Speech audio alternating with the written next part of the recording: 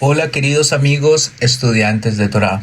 Hoy empezamos un nuevo ciclo del estudio y la lectura de el Midrash, empezando por la Parashat Bereshit. Para los estudiantes de Cábala, los que les gusta el estudio de la Cábala y del misticismo judío, quiero comentarles que esta Parashot en especial constituye un acercamiento muy profundo a los conceptos esenciales de la Cábala. Por esto creo que la van a disfrutar muchísimo, ya que el Midrash nos permite ahondar en cada uno de estos conceptos cabalísticos, pero desde el abordaje de la creación del mundo físico y la creación del hombre, y asimismo nos da una idea muy profunda de por qué el hombre fue concebido por Hashem en este mundo físico. Espero que lo disfruten y empecemos. Bereshit. Lo que precedió a la creación del universo. Antes de crear el universo, Hashem concibió 7 conceptos fundamentales para el funcionamiento del mundo. 1. La Torá. 2. Teshuvah, arrepentimiento. 3. Gan Edem, paraíso. 4. Geinam, infierno. 5.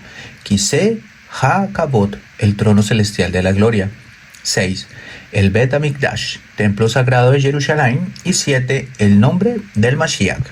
Ahora explicaremos de qué manera estas 7 creaciones en particular son vitales para la humanidad y por lo tanto debieron ser concebidas antes de la creación.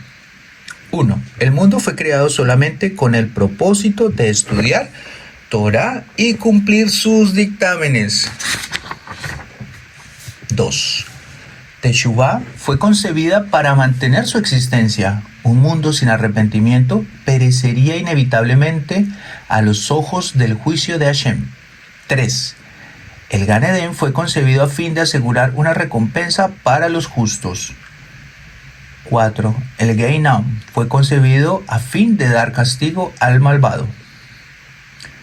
5. El trono celestial de la gloria fue concebido antes que el universo a fin de manifestar la gloria de Hashem en el mundo. 6. El lugar donde moraba la Shejinah, la divinidad, permanentemente era el Bet HaMikdash. Por lo tanto, el concepto del Bet HaMikdash fue concebido con una condición para la creación. El objetivo final, que es el 7º de la humanidad, es llegar a los días del Mashiach. Por lo tanto, el nombre del Mashiach debía ser formulado antes de la iniciación. Torá, el anteproyecto del mundo. La Torá fue el primero de estos 7 conceptos fundamentales. Precedió la creación del mundo en 2000 años. ¿Por qué fue esto necesario? La Torá dice: yo he servido como el instrumento arquitectónico en la construcción del mundo. Si un constructor erige una casa sin consultar un arquitecto, ¿cómo será el producto final? La casa podría carecer de las puertas, ventanas o escaleras necesarias. Podría cometer un error en la viga básica de sostén de manera que toda la casa se derrumbaría poco tiempo después de su terminación. Por lo tanto, cada construcción debe estar precedida por un proyecto. El primer paso en la construcción es el plano completo dibujado por el arquitecto, incluyendo cada una de las divisiones, entradas y salidas. Luego, el constructor, siguiendo el proyecto de la construcción, lo convierte en realidad. Siguiendo, ¿qué diagrama fue construido el mundo? Para los estudiantes de Torá, escuchen esto. La Torá dice: yo fui el plan maestro de Hashem en la construcción del mundo. Hashem me tuvo frente a él durante 6 días de la creación. Miró el Pasuk. Pasuk es un versículo. En el principio, Dios creó el cielo y la tierra, y así creó el cielo y la tierra. Miró las palabras y Dios dijo: hágase la luz. Y cumplió con las palabras mediante la creación de la luz, etc. De esta forma, siguiendo las palabras de la Torá paso a paso a lo largo de la creación, formó el universo conforme al plan estipulado por la Torá. Esto nos enseña, esto es un pensamiento personal, que Hashem, antes de manifestar el mundo físico, la creación física, primero la manifestó en su pensamiento, estoy hablando de manera simbólica, en su pensamiento divino. Cuando fue construido ese pensamiento divino, lo divisó, lo estructuró, lo creó en su mente superior, le habló a esa creación.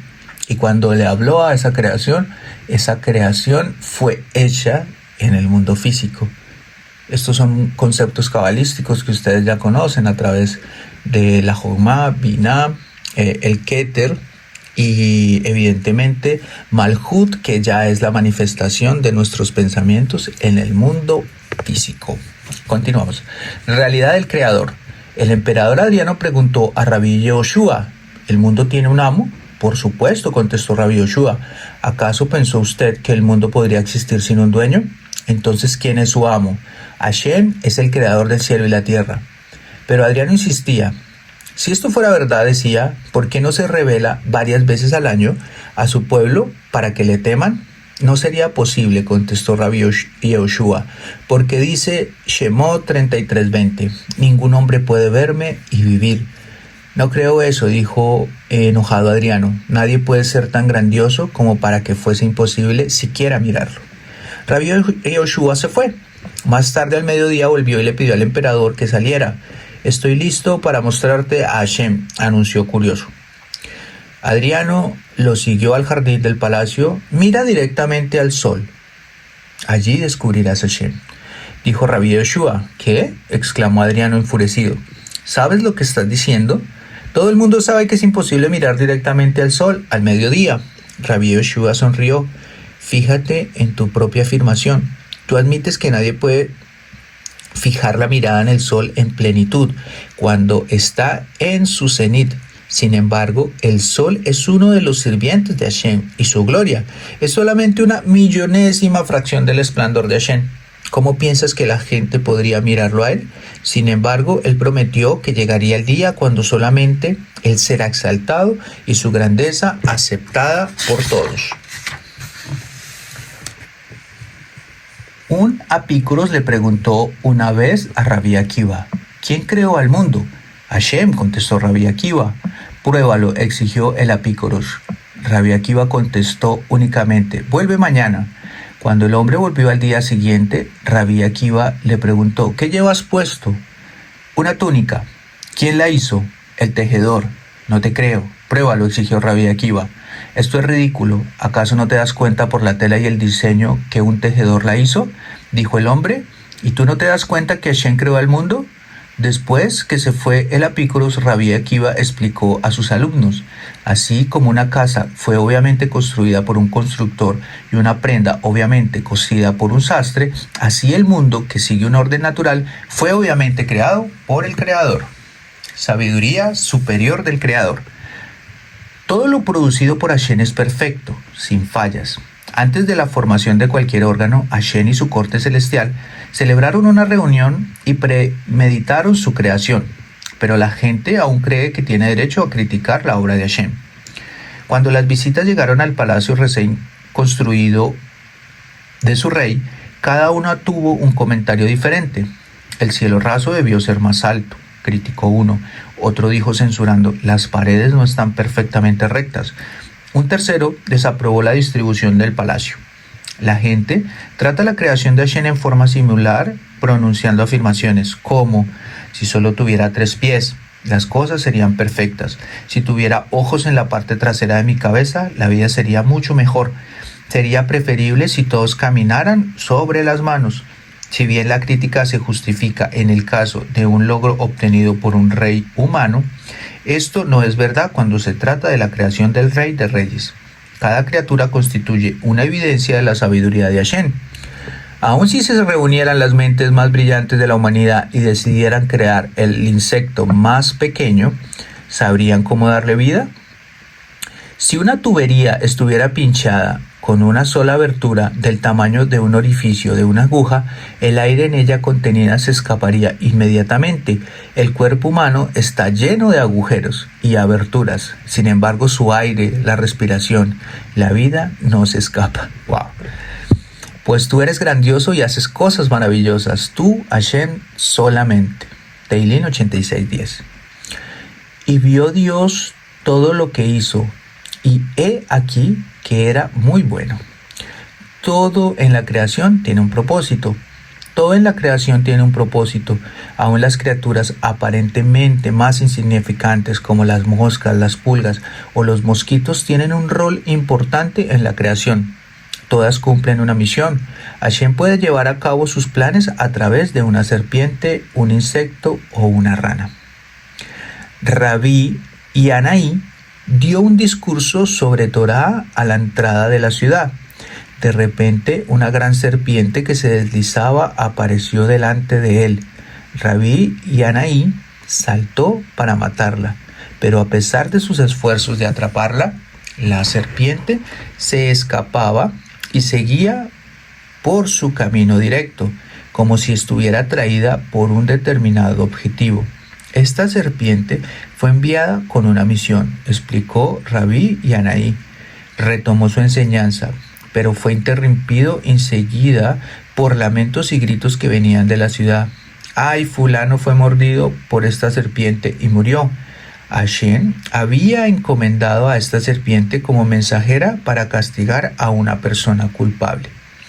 Rabí Isaac estaba caminando a lo largo de la playa en Cesarea. De repente, un hueso de esqueleto rodó hacia él. Alguien será herido, pensó Rabí Isaac. Se agachó para levantarlo y apartarlo, pero no podía recogerlo. El hueso rodó firmemente hacia el camino. Lo perseguiré, pensó Rabí Isaac. Este hueso seguramente fue enviado en alguna misión.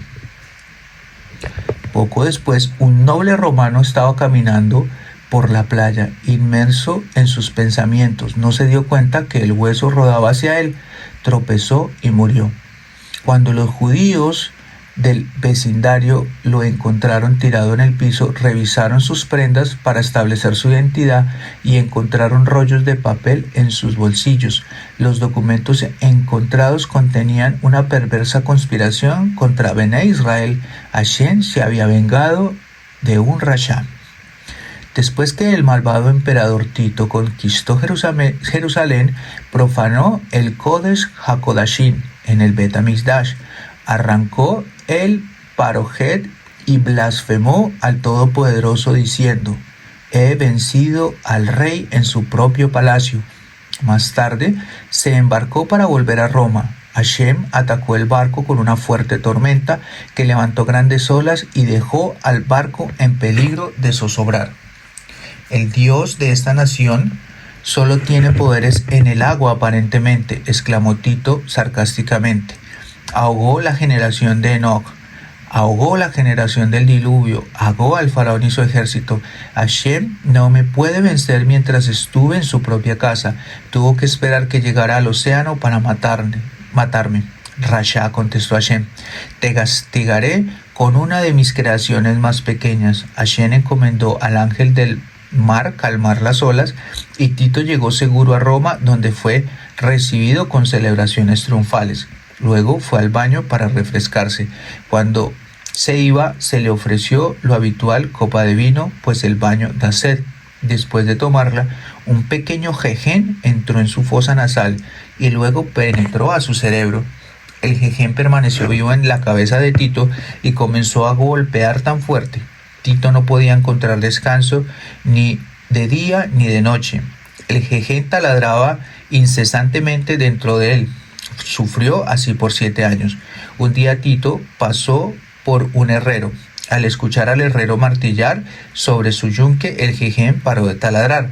Finalmente llegó al alivio, exclamó Tito extasiado. Ordenó que un herrero para que martillase todos los días ante él en el palacio.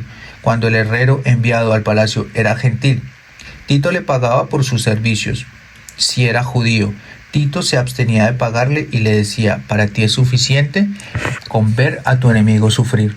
Después de 30 días, el genjen se había acostumbrado a escuchar al martillo y volvió a golpear dentro de la frente de Tito. Cuando murió el malvado emperador, su cabeza fue abierta para encontrar el genjen. Para su sorpresa, tenía el peso de una golondrina totalmente desarrollada. Hashem castigó a Tito, mida que Nehen mida. Así como Tito ingresó a un lugar al que no pertenecía, el Kodesh HaKodashim, así el genjen invadió un lugar donde no pertenecía ni pudo haber existido naturalmente, el cerebro de Tito. Así como Tito se vanagloriaba de su fortaleza, Hashem lo castigó con una de las criaturas más débiles, un mero genjen. La creación del mundo por 10 proclamas. Hashem hizo 10 proclamaciones. Cada una surgió una parte de la creación. Con la 10ª proclamación se completó el mundo. ¿Cuáles fueron estas proclamaciones? Aquí a los estudiantes de Kabbalah, pueden hacer un acercamiento con las 10 sefirot del árbol de la vida. Comencemos. 1. En el comienzo de la creación, el cielo y la tierra fueron creados por una proclamación, tal como figura en Tehilim 22:6. Por la palabra de Hashem, los cielos fueron creados. 2. El viento de Dios flotaba sobre la faz de las aguas. Este viento fue una creación especial y por lo tanto una proclama separada. 3. Y Dios dijo: haya luz. 4. Y Dios dijo: haya un firmamento. 5. Y Dios dijo: acumúlense las aguas. 6. Y Dios dijo: cúbrase la tierra de pasto. 7. Y Dios dijo: sean lumbreras. 8.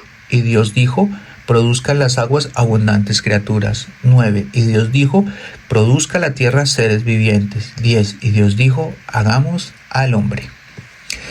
El primer pasuk dice: en el comienzo de la creación de Elohim. ¿Por qué utiliza el nombre Elohim al comienzo de la creación y no el nombre de Hashem? El propósito de Hashem era el de crear un mundo donde el hombre fuera juzgado conforme a las máximas de justicia estrictas únicamente. El nombre Elohim, que significa justicia, fue el utilizado durante la creación.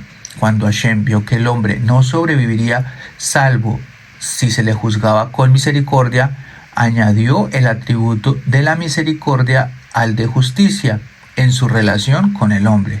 Es significativo que el nombre de Hashem no aparece al comienzo de la Torá, pero sigue después de la palabra en el comienzo de la creación.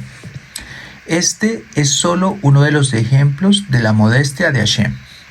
Una persona importante generalmente anuncia su nombre primero, seguido de sus títulos, cargos y otros méritos. Hashem, cuando entregó la Torá, primero inscribe sus actos y luego sigue con su nombre. Hay muchos otros ejemplos de la modestia de Hashem a lo largo de la historia. Después de escuchar una clase de Torá de su maestro, el estudiante debería decir: gracias, lamento haberlo molestado tanto. Cuando Hashem enseñó Torá al clan de Israel en Har Sinai, la situación fue inversa. Fue él quien les dijo: cuánto los he molestado. Es habitual que los estudiantes ingresen primero al aula y esperen al maestro que entra después, pero cuando Hashem le ordenó al profeta Yehezkel ir al valle, Hashem estaba allí primero, esperando al profeta, como dice Yehezkel. Entonces yo me levanté y fui a la llanura, y he aquí la gloria del Eterno estaba allí. Si un estudiante se enferma, es habitual que su compañero lo visite primero y el maestro por último. Cuando Abraham estuvo enfermo después de su circuncisión, Hashem fue su primer visita, apareciendo antes de los 3 ángeles. Estos ejemplos de la humildad de Hashem están registrados en la Torá para que aprendamos de ellos. Cuando el rey Ptolomeo ordenó a los 72 sabios de la compilación de una traducción griega de la Torá, esta es la Septuaginta, todos unánimemente intervinieron en el primer pasuk. Elohim creó al comienzo, pues temieron que los gentiles atribuirían la creación del universo a una deidad llamada Bereshit. Si otra palabra distinta que Elohim figurara en primer término en la Torá. Cuando Hashem comenzó la Torá con la palabra Bereshit, que comienza con la letra Bet, la letra Aleph quedó ofendida por haber sido desplazada. Se quejó ante Hashem durante 26 generaciones.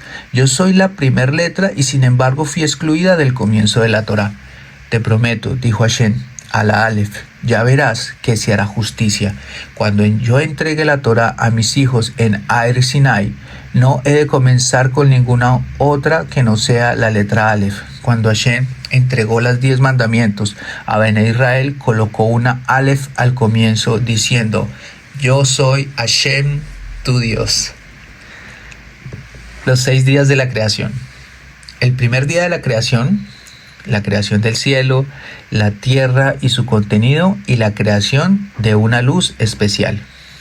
Una noble romana preguntó a Rabí Yosé ben Jalaftá, ¿en cuántos días creó Hashem al mundo? Su pregunta hacía referencia a la aparente contradicción en la Torá que figura en el primer pasuk, donde dice que el cielo y la tierra fueron creados en el primer día, mientras más tarde describe la creación durante el transcurso de 6 días. Creó todo el primer día, respondió Rabí Yosé. Cuando se sorprendió por esta afirmación, Rabí Yosé le preguntó, ¿alguna vez preparó una comida para un invitado? Por supuesto, respondió. ¿La sirvió toda junta? Le preguntó. No, la cociné toda en la cocina y luego la serví, un plato después del otro, explicó ella.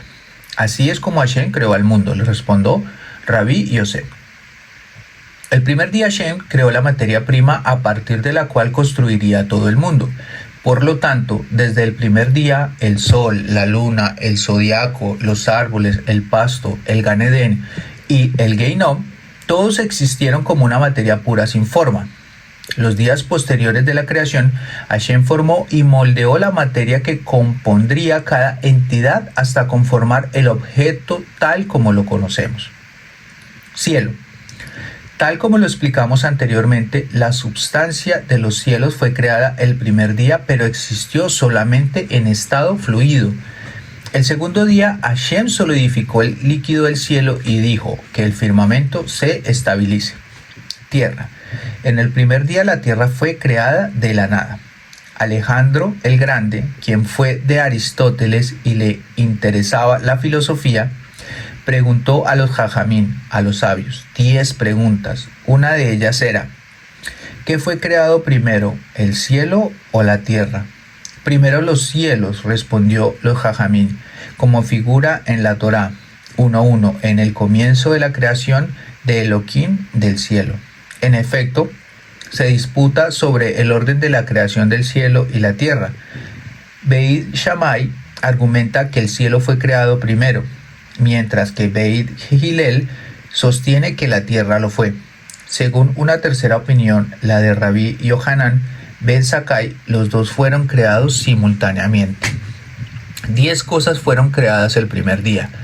Las 4 partes pertenecientes a la creación de la tierra fueron Tohu, Bohu, viento y agua. Mientras que el significado de viento y agua es claro, nuestros sabios explican el significado de Tohu y Bohu. Tohu es la línea verde que rodea el globo de donde surge la oscuridad. Como dice Teilín 18:11, hizo de la oscuridad su morada secreta. Bohu eran grandes rocas en las profundidades que traen el agua. Como dice en Yeshayahu 34:11, y él se extiende sobre la línea de Tohu y las piedras de Bohu. Luz. Alejandro el Grande preguntó a los jajamín una segunda pregunta. ¿Qué fue creado primero, la luz o la oscuridad? Ellos contestaron, nadie en el mundo tiene la respuesta a esa pregunta. ¿Por qué no citaron el pasuk Bereshit 1:2?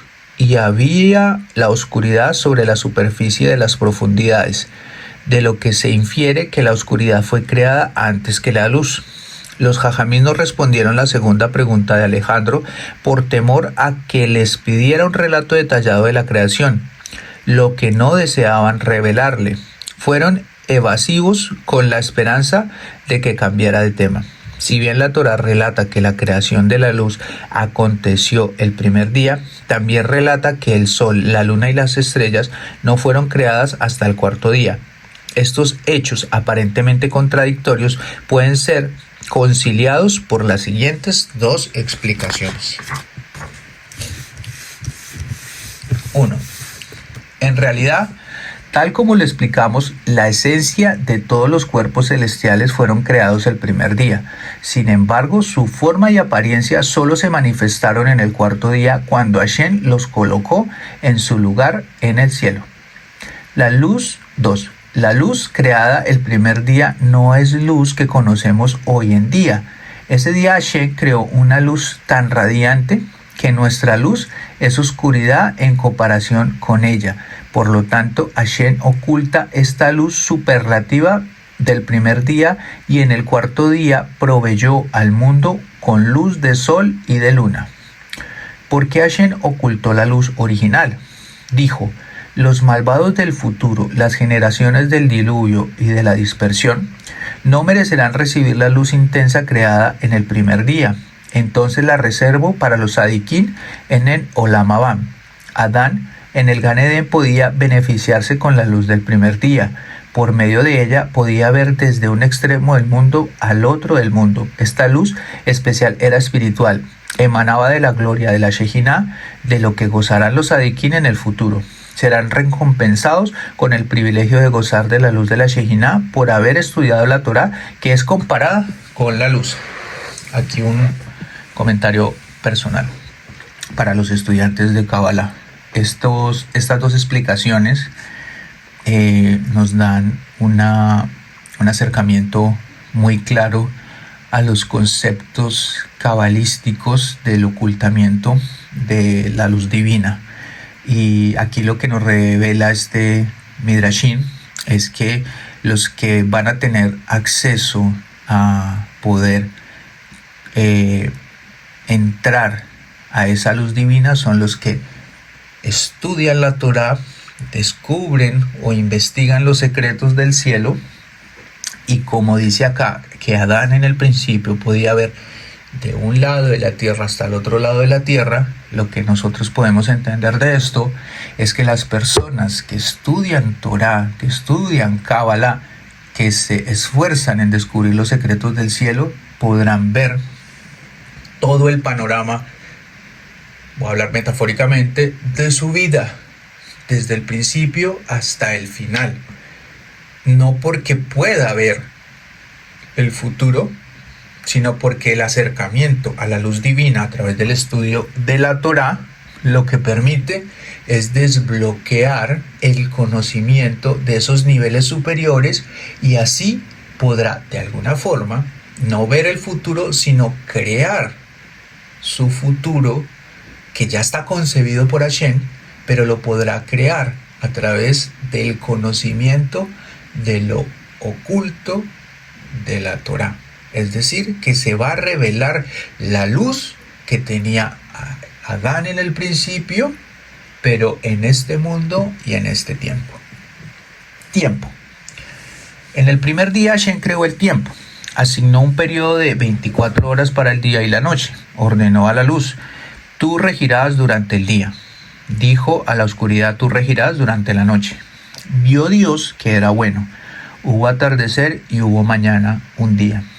El segundo día de la creación, consolidación del cielo, conclusión del Geinam y de los ángeles. Consolidación del cielo.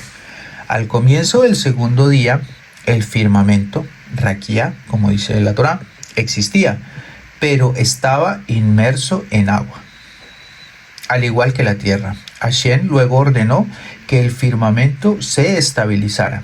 Como consecuencia, las aguas por encima del firmamento se dividieron de las aguas por debajo del firmamento. Las aguas por encima del firmamento se evaporaron con el calor del firmamento, que es el fuego, y las mismas luego se condensaron para formar la lluvia. Al culminar el firmamento, Hashem lo denominó Shamaim, cielo. El nombre Shamaim revela el secreto de las sustancias con las cuales fue formado. Fuego, Esh, y agua, Maim, cuya combinación forma la palabra Shamaim, cielo. El fuego representa el atributo de justicia, el agua representa la cualidad de la misericordia. El cielo, que es la residencia de la gloria de Hashem, está compuesta por una combinación de estos dos atributos. Geinom, infierno. El segundo día, Hashem creó el Geinom. El Geinom tiene 7 compartimientos, al igual que el Gran Edén, y la persona que pecó es colocada en uno de ellos según sus actos. Los malvados son castigados y arrojados al fuego para que se los consuma. Cuando resurgen, vuelven a ser consumidos nuevamente. Ángeles. En este día, Hashem creó 5 grupos de ángeles: los Erelim, Malachim, Ofanim, Serafín y Hashmalín. Hubo otras clases de ángeles que fueron creados el quinto día. Los ángeles no fueron creados el primer día para que nadie presuma erróneamente que fueron partícipes de la creación con Hashem. Es curioso que al finalizar el segundo día, Hashem no declaró que su obra era buena como lo hizo en todos los demás días. ¿Por qué este día fue diferente? 1. Como el Geinom fue creado en él, no lo podemos considerar un buen día. 2. Esto enseña con qué severidad se juzga el Mahloket, rivalidad. Cuando Hashem dividió las aguas de arriba y de las aguas de abajo, creó Mahloket, división o discordia. Entonces se abstuvo de declarar lo bueno, aunque fuera una división necesaria. ¿Cuánto debemos cuidarnos del Mahloket inútil? 3. Los logros del segundo día no merecían elogios porque permanecieron incompletos hasta el tercer día. El tercer día Hashem completó el segundo día reuniendo las aguas para formar los océanos. Por lo tanto, después de la creación del tercer día, Hashem anunció 2 veces que era bueno y así incluye el ahora completo el segundo día. 4. Hashem no aplicó la expresión bueno al agua, pues esta fue utilizada para destruir la humanidad por sus pecados. Tanto la generación de Enosh como la generación del diluvio fueron ahogadas por sus pecados. Hubo atardecer y hubo mañana, segundo día. El tercer día de la creación, surgimiento de árboles, pasto y Gan Eden. Al caer el tercer día, la tierra estaba aún inmersa en agua. Hashem ordenó: reúnanse las aguas. Así surgieron las sierras, las montañas, permitiendo que las aguas desciendan a los valles. El agua estaba disgustada por haber sido confinada al océano y amenazó con invadir la tierra nuevamente. Sin embargo, Hashem le habló seriamente y le ordenó nunca traspasar su frontera. Fijó un borde de arena alrededor de los océanos a modo de defensa, de manera que, cuando las olas se acercan a la costa, se detienen inmediatamente y regresan cuando ven la arena. Como dice Ermeyahu 5:22, no temas, dijo Hashem, no tiembles ante mi presencia, pues yo he colocado la arena como frontera para el mar mediante un decreto eterno, para que él mismo no la traspase, y aunque las olas se agiten, no prevalecen, aunque estén tempestuosas, no podrán cruzar. Árboles. Hashem ordenó: la tierra producirá árboles frutales, generadores de fruto según su especie. Inmediatamente surgieron los árboles cargados de hermosos frutos. Originariamente cada árbol en el mundo portaba algún tipo de fruto. En efecto, por mandamiento de Hashem, no solo el fruto de un árbol era comible, también su madera, ramas, corteza y tronco lo eran. Sin embargo, la tierra desobedeció este mandamiento y produjo fruta deliciosa, pero madera desagradable. Más tarde, cuando Hashem castigó a Adán, recordó el pecado de la tierra y la maldijo también. ¿Por qué la tierra desobedeció el mandamiento de Hashem? Razona. Si la corteza sabe tan delicioso como el fruto, la gente no solo recogerá los frutos, sino los árboles enteros. Con el correr del tiempo no habrá más árboles. A pesar de esta lógica aparentemente razonable, Hashem castigó a la tierra por interferir en sus planes. Como consecuencia, despojó a algunos árboles de sus frutos y estos quedaron estériles. El Midrash anterior nos enseña un concepto básico de la Torá. Nuestro razonamiento personal a veces se desvía de la opinión de la Torá. Aún si estamos totalmente convencidos que nuestro punto de vista sobre un tema es mejor que el que prescribe la halajá, ley judía, nuestra opinión no puede prevalecer sobre una decisión de la Torá. Pasto. Hashem ordenó a la tierra que germine toda clase de pastos y hierbas. Si bien Hashem no especificó que el pasto debería reproducirse según su especie, el ángel a cargo comprendió el significado del mandamiento de Hashem. Dijo, si los árboles que naturalmente crecen separados entre sí debían perpetuarse según su especie, con más motivo el pasto que es más pequeño y tiende a unirse, también debía perpetuarse según su especie. Cuando el pasto apareció sobre el suelo, no brotó, permaneció corto porque no había lluvia aún.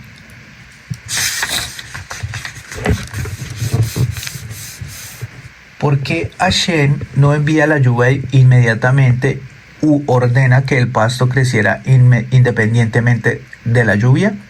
Hashem retuvo la lluvia hasta la creación del hombre porque deseaba que el ser humano rezara por ella. Recién el sexto día, cuando Adán fue creado y rezó por la lluvia, llovió y el pasto creció. El Gan Edén. Al mismo tiempo que los árboles y el pasto crecieron en todo el mundo, la vegetación del Gan Edén también brotó. Aún así, nuestros sabios consideran la creación del Gan Edén una creación separada. Los árboles y el pasto del Gan Edén, a diferencia del resto del mundo, son eternos. Cada árbol del Gan Edén es un símbolo de un objeto espiritual superior. El Gan Edén es el palacio de Hashem en la tierra. Hoy en día nadie conoce su ubicación porque Hashem lo ocultó de nosotros. En este jardín encantado fue donde Hashem colocó a Adán antes que pecara y a donde volverán a entrar los Sadiquín. Para tener un concepto de los privilegios del Gan Edén, nuestros Jajamín nos han descrito sus placeres en términos humanos. Cuando un Sadik ingresa al Gan Edén, los ángeles le quitan su mortaja y lo visten con 8 capas de nubes de gloria. Colocan 2 coronas sobre su cabeza, una de perlas y una de oro, y le entregan 8 ramas de mirto para que las sostenga. Cada Sadik en el Gan Edén posee su propia jupá, palio, según el nivel espiritual logrado. En cada jupá hay una mesa de perlas y diamantes. 70 ángeles parados frente a cada Sadik le dicen: ve y come miel como alegría porque has estudiado la Torá, que es como la miel. Toma vino hecho con las uvas preservadas desde los 6 días de la creación, porque has estudiado la Torá, que es comparada con el vino. Hay 800.000 árboles en el Gan Edén. Cada uno de ellos se diferencia del otro en forma y apariencia. El árbol de la vida está en el centro, dominando todo el jardín. Está compuesto por 500.000 sabores diferentes y su dulce aroma se difunde en los confines del mundo. Debajo de él están sentados los Talmid Jajamim, quienes interpretan la Torá y la aprenden de Hashem, quien mora entre ellos. Nadie en este mundo, ni siquiera los profetas, jamás imaginaron el cuadro completo de la recompensa que Hashem otorga en el Gan Edén a quien vive una vida conforme a la Torá. Ningún ojo, ni siquiera el de un profeta, jamás imaginó lo que él hará por aquel que le sirve fuera de ti, Dios. Sin embargo, algunos de los Jajamín vislumbraron el Gran Edén. Cuando el ángel de la muerte fue a buscar el alma de Rabí Yehoshua ben Leví, él tomó la espada del ángel y saltó al Gan Edén con vida. El ángel de la muerte se quejó ante Rabí Gamliel. «Hizo bien», dijo Rabí Gamliel. «Por favor, vuelve con Rabí Yehoshua ben Leví y pídele que explore el Gran Edén y el Geinom. Luego envíame un informe de vuelta. Quiero saber si hay gentiles en el Gan Edén o judíos en el Geinom». El ángel voló de vuelta hacia Rabí Yehoshua ben Leví con el mensaje.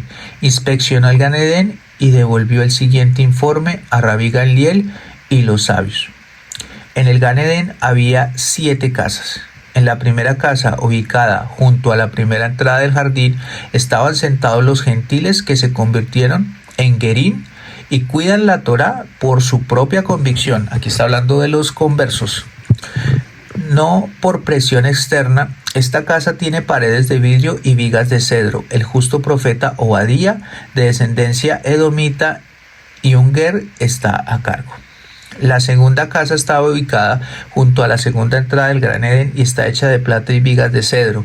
En ella viven los Bailei Teshuvah, los que retornan al camino de la Torá.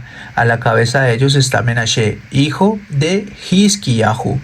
La tercera casa estaba junto a la tercera puerta del Gran Edén. Está construida en oro y plata. En ella moran Abraham, Isaac y Jacob, todos los Bene Israel que dejaron Egipto, David y Eslomo con todos sus hijos excepto Absalón. Asimismo, todos los reyes de Yehudá están allí, excepto Menashe, hijo de Hizkiyahu, quien preside a los Balei Teshuvah. Moshe y Aarón encabezan este grupo. La casa contiene objetos preciosos, hermosos muebles y pinturas caras. ¿Para quién se guardan estos tesoros?, le preguntó el rey David. Para aquellos de vuestro mundo que se unen a nosotros, contestó. ¿Hay gentiles entre ustedes?, le preguntó. Ninguno, contestó. Son compensados por sus acciones justas en el mundo actual y por sus acciones malvadas van al Geinom. Llegué a la cuarta casa reservada para aquellos que son Sadikim Gemurim, perfectamente justos. Estaba construida con maderas de olivos para simbolizar sus vidas llenas de amarguras como un olivo. Sin embargo, sirven a Hashem a pesar de sus penurias y pobrezas. Por lo tanto, ellos merecen una recompensa especial. Luego llegué a la quinta casa, reservada para el Mashiach y Eliyahu. Cuando encontré al Mashiach, él me preguntó: ¿qué está haciendo Klal Israel, el pueblo de Israel, en el mundo de donde vienes? Esperan tu llegada todos los días. Cuando escuchó esto, se largó a llorar. En la sexta casa vivía quienes murieron por santificar el nombre de Hashem. En la séptima casa es para aquellos que murieron como consecuencia de una enfermedad y cuyas muertes expían los pecados de Klal Israel. También quise explorar el Geinom, pero no me permitieron entrar porque los Sadikim no pueden ver el Geinom. Y Dios vio que era bueno. Hubo atardecer y hubo mañana, día tercero. El cuarto día de la creación ubicó el sol, la luna y los signos del zodiaco en sus lugares en el cielo. El cuarto día, Hashem ubicó el sol, la luna y las estrellas en el cielo. El sol y la luna originariamente eran del mismo tamaño. Es imposible que dos reyes compartan la misma corona, se quejó la luna a Hashem. Hashem decidió reducir su tamaño. Como la luna aceptó de buena voluntad el veredicto de Hashem y no se quejó, Hashem agregó las estrellas al paisaje nocturno a fin de añadir luz a la luna. El Midrash explicó este punto importante. Nos enseña que quien busca el honor como lo hizo la luna, a la larga sale perdiendo, mientras quien soporta el agravio en silencio como el sol es compensado. ¿Por qué Hashem eligió iluminar el mundo por medio de estos cuerpos celestiales? Ciertamente podría haber provisto de luz al universo por cualquier otro medio. La respuesta a esta pregunta puede ser explicada por medio de esta parábola. Una vez hubo un rey, famoso por su sabiduría, fortaleza y riqueza. Se decía que no había otro igual.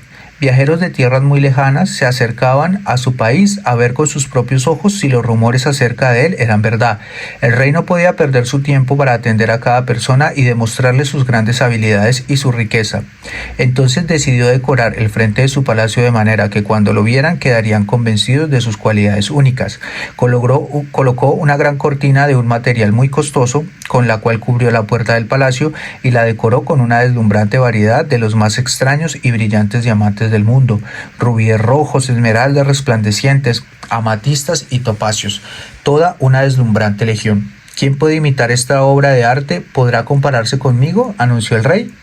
Hashem es el más sabio de los sabios. A él se le atribuye la grandeza, la fortaleza, la sabiduría y la gloria. Pero la gente no se da cuenta. Hashem colocó astros increíbles en el cielo cuya luz, energía y cualidades vigorizantes no dejan de sorprendernos. El mensaje de Hashem a través de sus luminarias es claro. ¿Quién puede crear algo similar? ¿Podrá compararse conmigo? Y Yeshayahu dijo, entonces, eleva tus ojos hacia arriba y aprecia a quien ha creado esto. Hashem no ordenó a los planetas a brillar únicamente para quien lo merece y negar de su luz al malvado. Los cuerpos celestes son un obsequio que Hashem brinda al mundo, irradian luz para todos, los malvados y los justos. Y vio Dios que era bueno. Hubo atardecer y hubo mañana, día cuarto. El quinto día de la creación emergen los peces, aves y el leviatán. Aves. El quinto día Hashem creó las aves, las formó de barro, una mezcla hecha de tierra y agua. Si un hombre construye un edificio, aloja personas en la planta superior e inferior, pero podría albergar a personas en el aire sobre la casa, esto jamás se ha visto. Sin embargo, en los 6 días de la creación, Hashem formó las aves que habitan en el cielo. Peces. Hashem ordenó a las aguas producir todo tipo de peces, desde las criaturas más pequeñas que se arrastran en el fondo del océano y los lagos hasta los peces más grandes que habitan los mares. Cuán variada es tu obra, oh Hashem, lo has creado todo con sabiduría. Hay criaturas de mar que morirían en la tierra, pero tienen capacidad de sobrevivir en el agua. Otros animales pueden vivir sobre la tierra, pero perecerían en el océano. Leviatán. El mayor de todos los monstruos marítimos que Hashem creó es el Leviatán. Vive en las profundidades del océano y sostiene el soporte central de la tierra entre sus aletas. Cuando el Leviatán quiere comer, bate su enorme cola contra las olas. Los peces, en la creencia que la comida está cerca, se acercan nadando hacia él. Entonces Leviatán abre sus enormes fauces y los peces se convierten en su alimento para ese día y son ingeridos y consumidos. Dicen nuestros sabios que en el futuro Hashem preparará una comida para los Adikim con la carne del Leviatán. ¿Qué comida recibirán los justos en el futuro? Por supuesto, nuestros jajamín no hacen referencia a una verdadera comida del pez Leviatán. El Leviatán, el vino conservado de los 6 días de la creación, y el Shor Habar. A ellas se refieren nuestros sabios como las futuras comidas de los Adikim en el mundo por venir. Son en realidad meros símbolos de conceptos ocultos de la Torá que Hashem revelará a los justos. Los Adikim gozarán de nuevo conocimiento de Torá y saborearán los secretos que aún no han sido revelados a nadie desde los 6 días de la creación. Su comida y bebida será el deleite de una nueva comprensión adquirida y de la proximidad de la Shejina. Hashem bendijo todo lo creado el quinto día y dijo: fructificaos y multiplicaos y llenad las aguas en los mares y las aves se multipliquen en la tierra. Porque fueron bendecidos los peces y las aves, ambos sirven para la alimentación del hombre. Se los caza, Hashem los bendijo para que se multipliquen en abundancia y no hubiera escasez de estas especies tan vitales para la humanidad. Y vio Dios que era bueno. Hubo atardecer y hubo mañana, día quinto. El 6º día de la creación emergen los animales y la formación del hombre. Animales. Todos los animales ya habían sido creados el primer día. Estaban sumergidos en la tierra hasta que Hashem, el 6º día, les ordenó: produzcan en la tierra criaturas vivientes según su especie, animales domésticos, reptiles y fieras en la tierra. Entonces todos los animales emergieron desde el microbio infinitésimo hasta los rehén gigantescos. Todos aparecieron totalmente desarrollados y no como animales recién nacidos. ¿Por qué Hashem no bendijo a los animales como lo había hecho con los peces y las aves que son comidos por el hombre? ¿Acaso los animales que comparten su destino no merecen una bendición también? Sin embargo, Hashem se abstuvo de bendecirlos porque presagió que la víbora traería la muerte al mundo e incurriría en su ira. Si hubiera bendecido a los animales, la víbora estaría incluida y no hubiera sido afectada por la posterior maldición. Por lo tanto, todos los demás animales perdieron por culpa de la víbora. De esta manera, a la víbora se le aplica el pasuk, Coelet 9:18. Un pecador destruye mucho bien.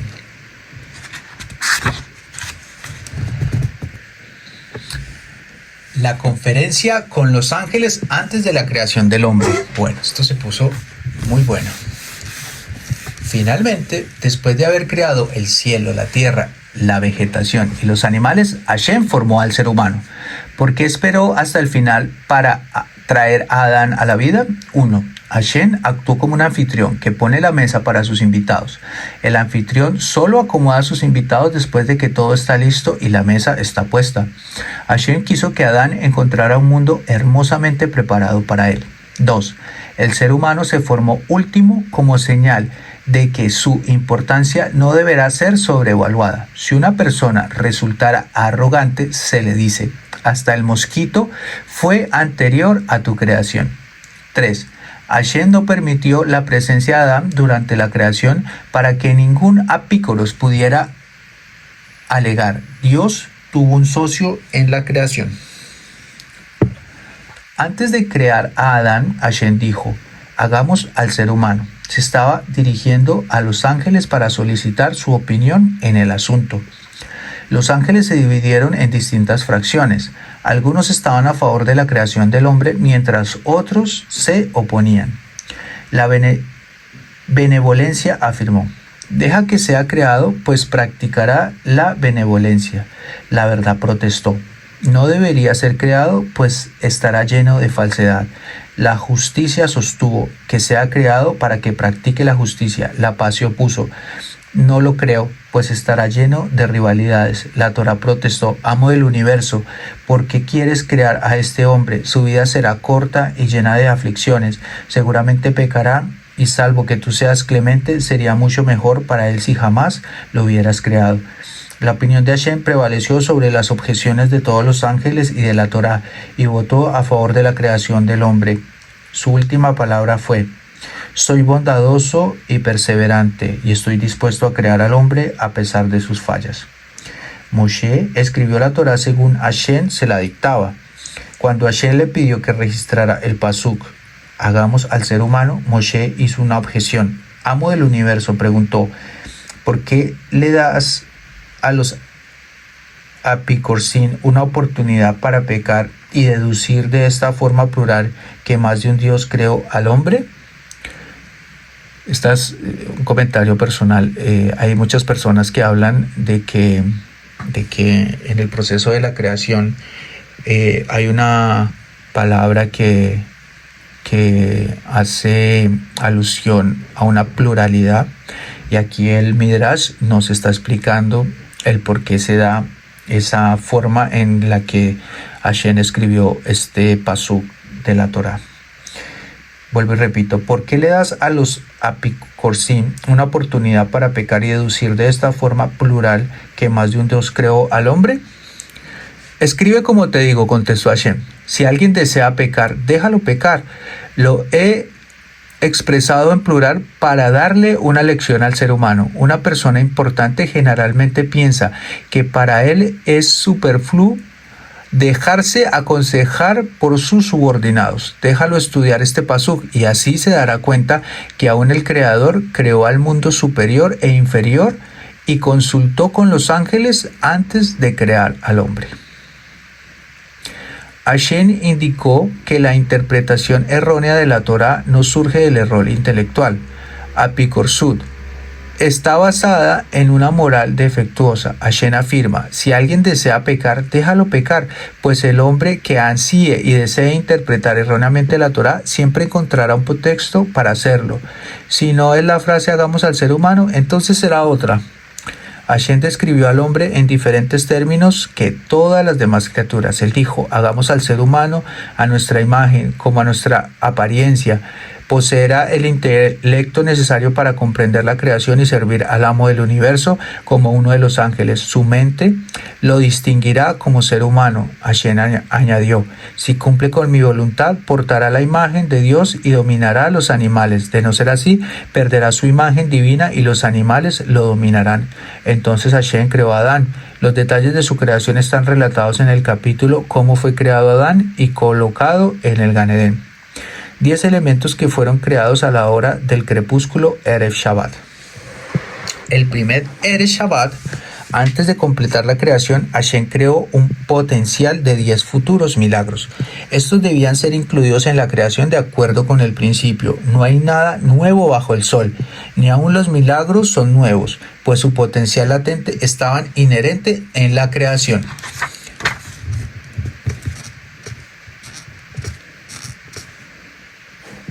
Pi Haaretz, la apertura de la tierra. Pi Haeber, la apertura de la fuente. Pi Haaton, la boca del asno. Hakeshet, el arco iris. Haman, el maná del cielo. Hamate, la vara de Moshe. Hashamir, el shamir. Haktaf, la escritura. Ha-mikbad, el cincel.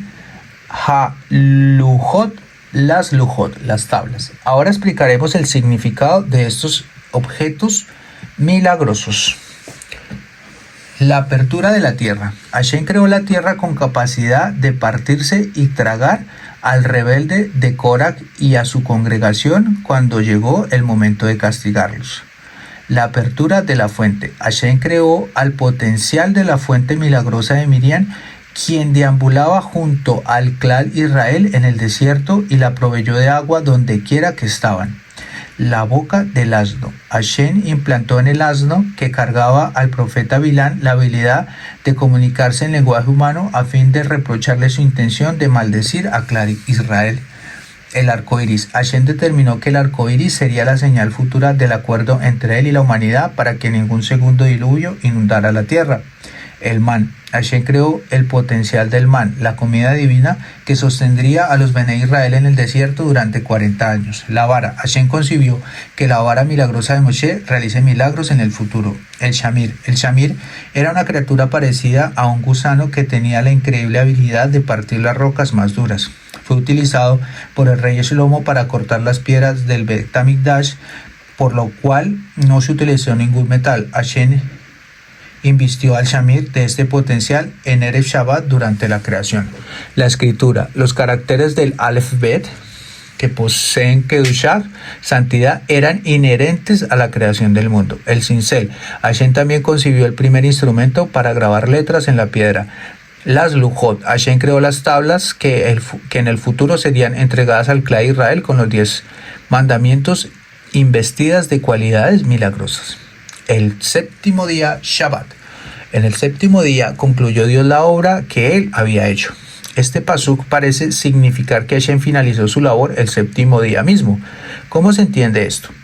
El rey preparó la jupá de su hija. El atro nupcial estaba armado, decorado con flores. Las exquisiteces para los invitados estaban preparadas y los músicos tocaban. Pero ¿quién faltaba? La novia. Solamente ella podía conferirle un sentido a este decorado.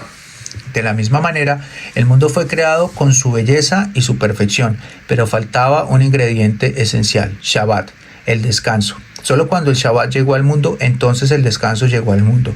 Fue el descanso que Hashem creó el séptimo día. Sin embargo, los sabios quienes tradujeron las palabras anteriores al griego para el rey Ptolomeo temieron que fuera mal interpretado. Unánimemente interpretaron el pasuk como: habiendo concluido Dios en el sexto día su obra, el séptimo descansó. Y Dios bendijo el séptimo día. Shabbat fue bendecido por encima de los demás días de la semana de diversas maneras. 1.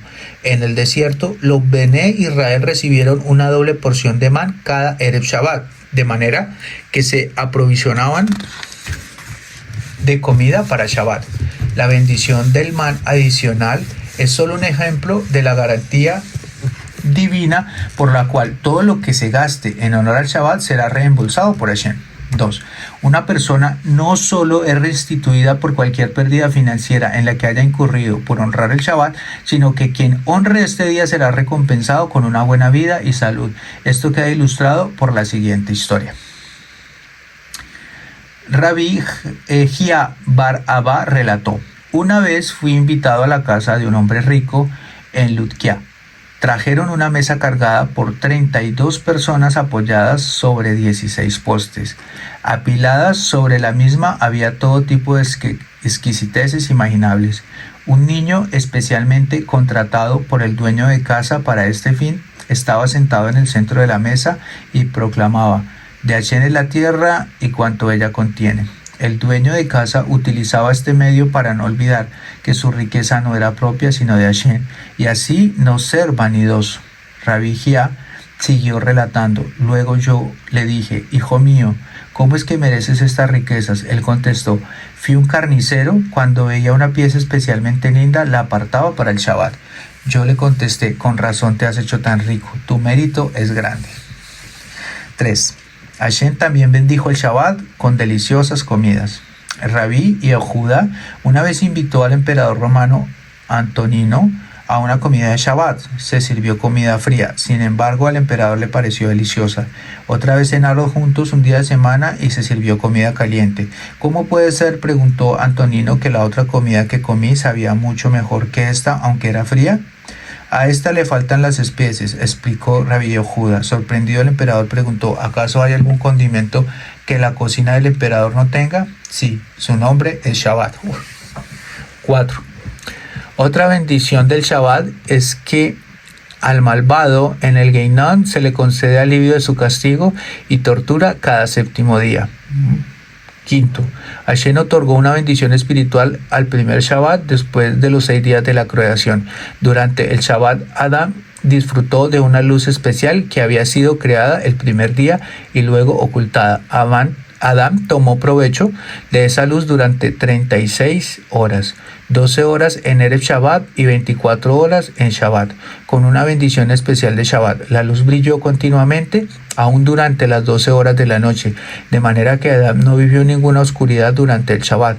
Por esta razón, la Torá no menciona en Shabbat lo mismo que en todos los demás días: hubo atardecer y hubo mañana. Cuando terminó Shabbat, la luz desapareció y cayó la oscuridad. Adán jamás había vivido la oscuridad y estaba aterrorizado.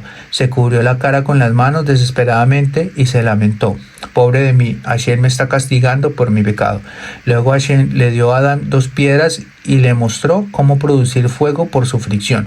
Cuando Adán recibió el fuego, alabó a Hashem con una bendición: Boré, Mirei, Haesh, bendito seas tú, Hashem, quien creaste el fuego con sus colores y matices. Esta bendición la repetimos de noche al terminar el Shabbat, porque el fuego fue creado. Entonces, el mismo Erev Shabbat en que fue creado, Adán pecó al comer del fruto prohibido. Merecía un castigo inmediato, pero el Shabbat lo protegió. Amo del universo, el Shabbat se dirigió a Hashem: nadie jamás ha muerto. ¿Comenzarás aplicando un castigo en un Shabbat? ¿Cómo condice esto con la santidad y la bendición que tú le has conferido a este día? Adán fue exceptuado de ser juzgado en el Geinom en mérito del Shabbat, por lo que exclamó: no fue en vano que Hashem bendijo y santificó este día. Comenzó a cantar un himno en alabanza al Shabbat. Teilín 92. Una canción y un poema para el Shabbat. Dijo el Shabbat: ¿acaso estás cantando un himno para mí? Mejor cantemos los dos para Hashem. Es bueno alabar a Hashem. El capítulo de Teilín que antecede fue compuesto por Adán cuando describió la santidad del Shabbat. ¿Cómo fue creado Adán, Erev Shabbat y colocado en el Gran Edén? El último de los 6 días de la creación fue el primero de Tishrei. Hashem estaba a punto de formar el cuerpo de Adán. Acumuló tierra de todas partes del mundo para formar sus brazos y piernas. Recogió tierra de la tierra de Babel para el tronco. Trajo tierra desde Eres Israel, la más sagrada de las tierras, para crear la cabeza de Adán, que es la parte esencial del cuerpo humano. Hashem colocó la tierra que había recogido en Har Hamoriá, donde el Mizbeach sería emplazado en el futuro, y la mezcló con las aguas de todos los océanos del mundo. Con la arcilla obtenida, modeló la figura del ser humano.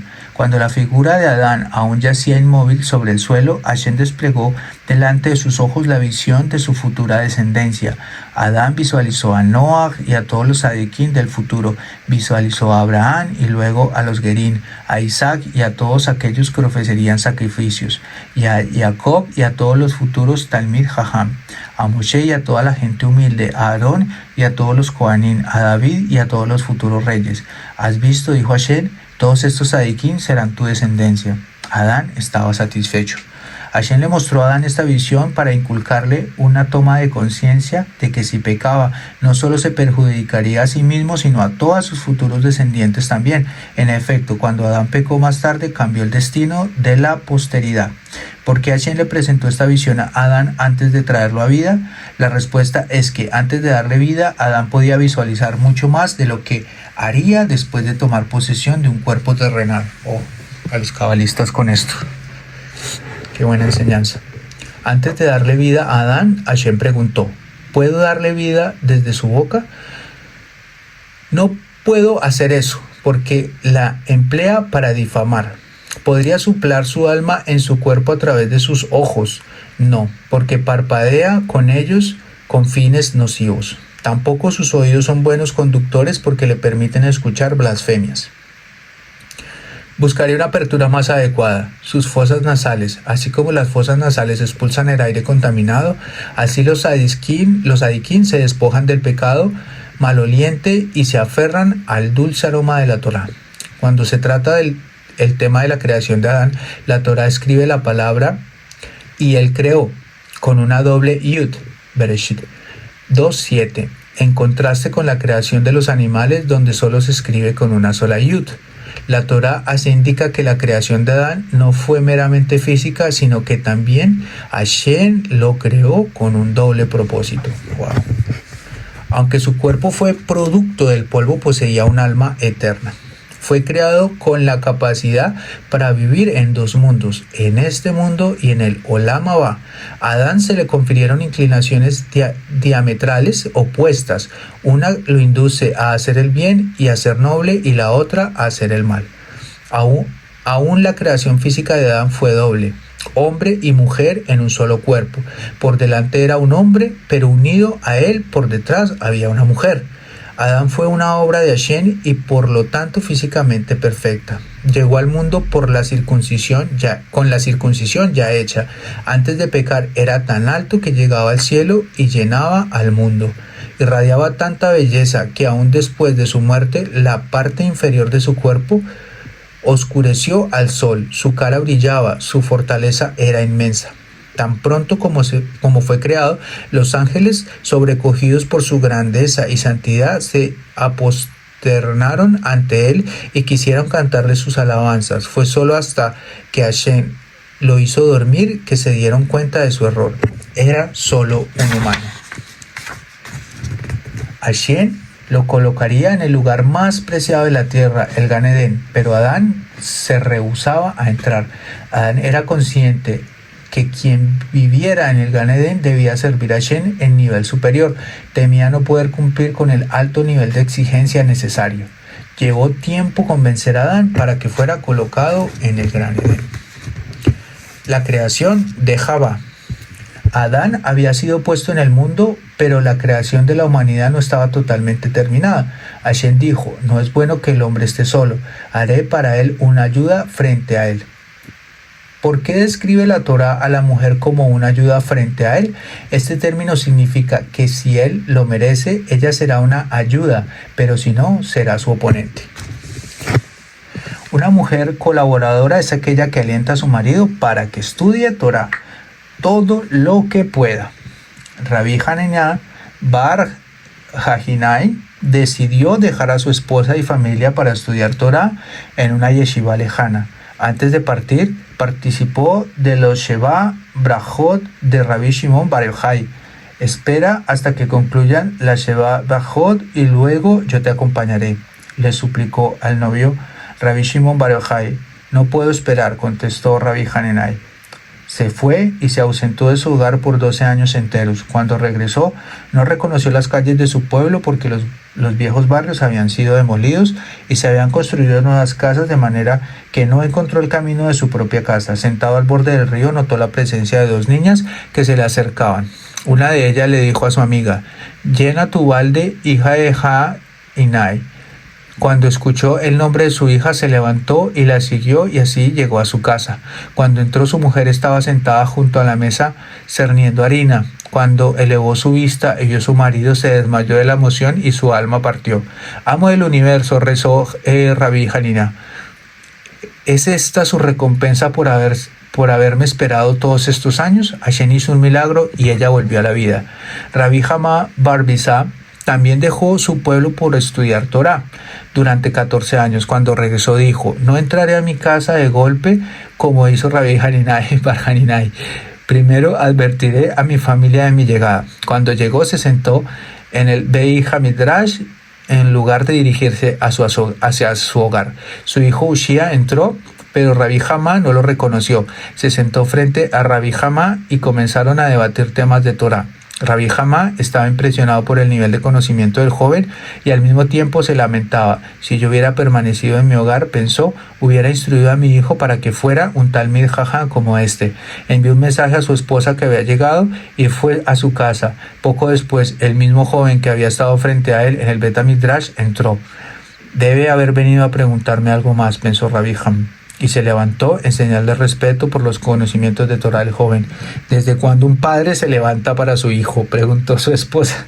Abrumado cuando se dio cuenta que se trataba de su hijo, Rabbi Hama le dijo el pasuk: una cuerda triple no es fácil de romper.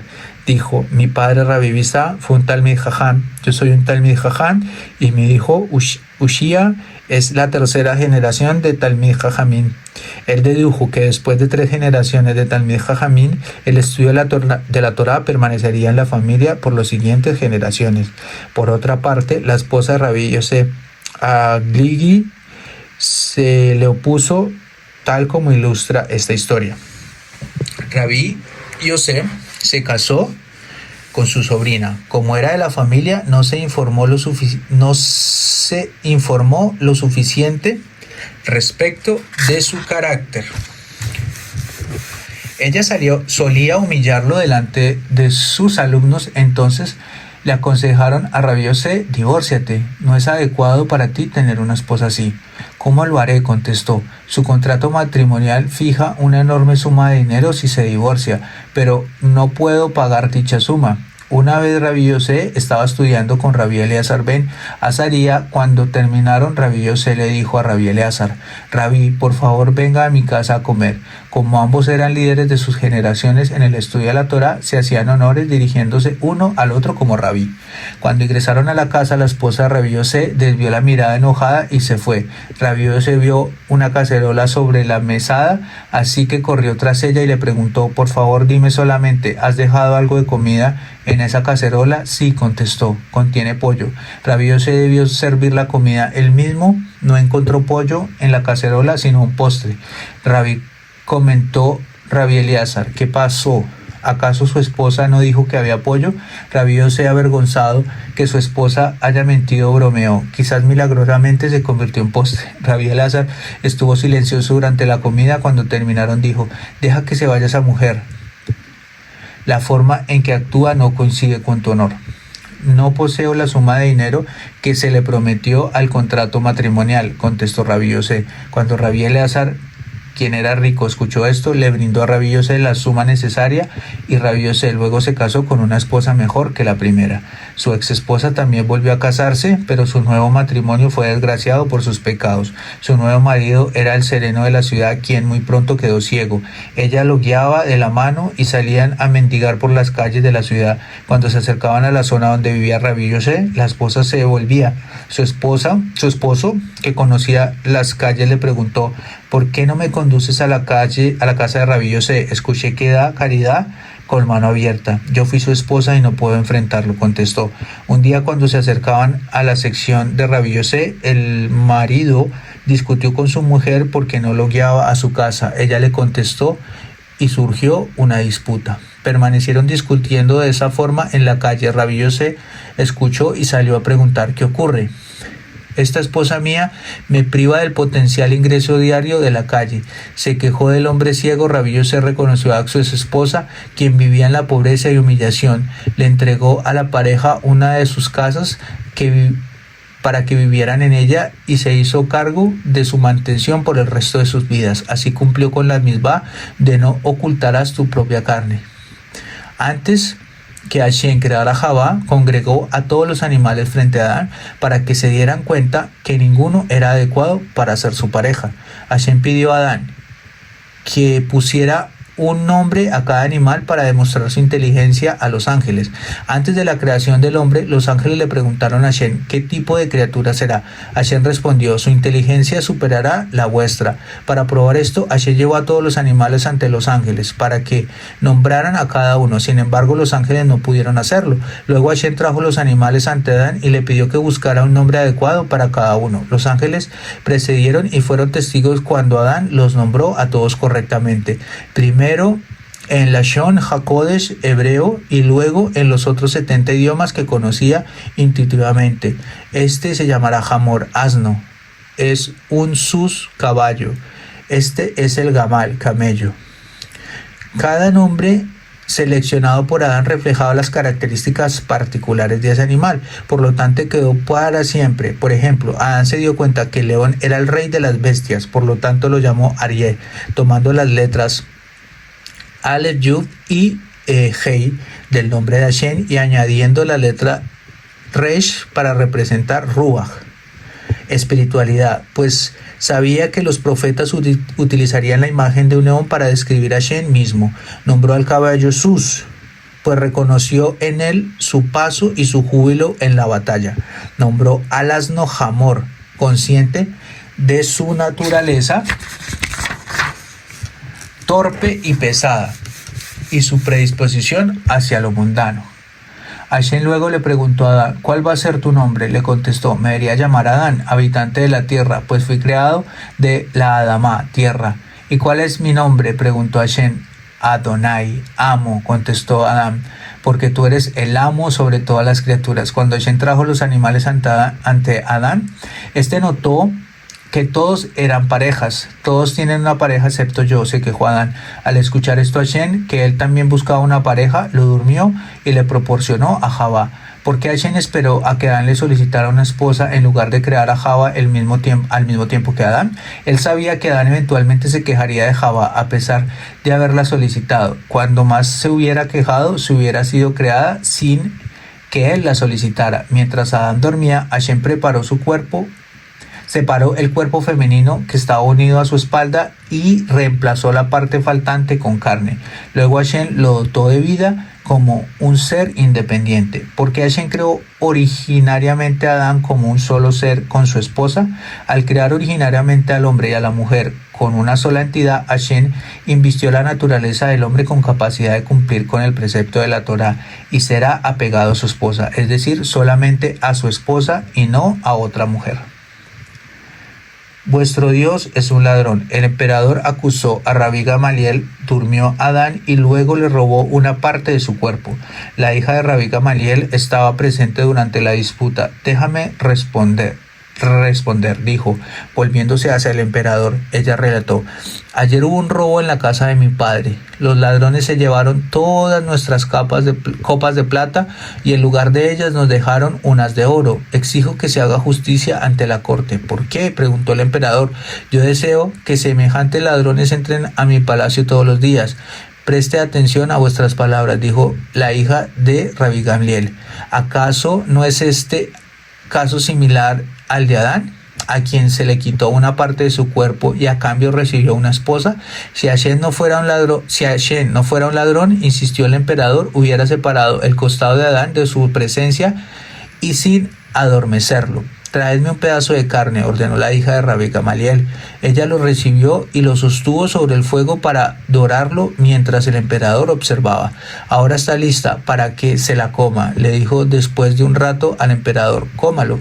No puedo comer esta carne, contestó el emperador asqueado. La vi cruda y llena de sangre. Aquí está su respuesta, dijo la hija de Rabbi Gamliel. Si Adán hubiera visto cómo Javá fue creada, la hubiera despreciado.